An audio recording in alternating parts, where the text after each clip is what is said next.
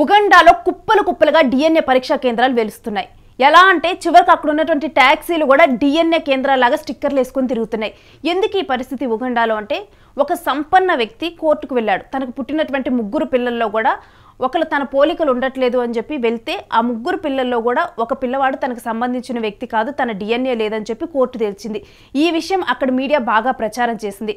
అయితే ఆ తర్వాత ఉగండాలో ఉన్నటువంటి చాలామంది కూడా వాళ్ళ పిల్లలకు కూడా తండ్రుల పోలికలు కలవటం లేదని చెప్పి తండ్రులు డిఎన్ఏ కేంద్రాలకి పరుగులు పెట్టారు. ఇలా వెళ్ళిన క్రమంలో దాదాపుగా వెళ్ళిన వాళ్ళలో 98% మందికి ప్రూవ్ అయింది ఏంటంటే, ఆ ఉగండాలో ఉన్నటువంటి ఎవరైతే వాళ్ళ ఇంట్లో వాళ్ళ పిల్లల్లా పెరుగుతున్నారో వాళ్ళు వాళ్ళ పిల్లలు కాదు, తండ్రి డిఎన్ఏ మ్యాచ్ అవ్వట్లేదు అన్న విషయం తేలింది. అయితే దీనికి ప్రధాన కారణం ఏంటంటే, ఇక్కడ ఉన్నటువంటి మహిళలు గనక పిల్లల్ని డెఫినెట్గా కని ఇవ్వాలి ఆ ఇంటికి.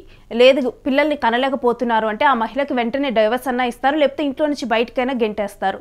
అందుకని చెప్పి ఇక్కడ ఉన్నటువంటి మహిళలు అంటే ఎక్కువగా కూడా ప్రాబ్లం అనేది పిల్లలు కనకపోవటానికి ప్రాబ్లం ఉగండాలో మగవాళ్ళలో ఉంటుంది. కానీ మేమెందుకు ఇలాంటి పరిస్థితులకి బలి అవ్వాలి అని చెప్పి అనుకోవటమే ఇలాంటి పరిస్థితులకి కారణమైంది అని చెప్పి చెబుతున్నారు. అయితే ఈ ప్రాబ్లం ఏ రేంజ్లో ఉందంటే, స్వయంగా కూడా అక్కడ మంత్రిత్వ శాఖ మీరు ఇలాంటి డిఎన్ఏ పరీక్షలు చేయించుకోవద్దు అని చెబుతుంది. మరొకటి ఏంటంటే, అక్కడ ఉన్నటువంటి కొంతమంది అయితే డిఎన్ఏ పరీక్షలు చేయించుకోవడానికి డబ్బులు ఎక్కువ అవుతున్నాయని పల్లెటూరులో ఉన్న వాళ్ళు మత గురువులు కలుస్తూ ఉన్నారు.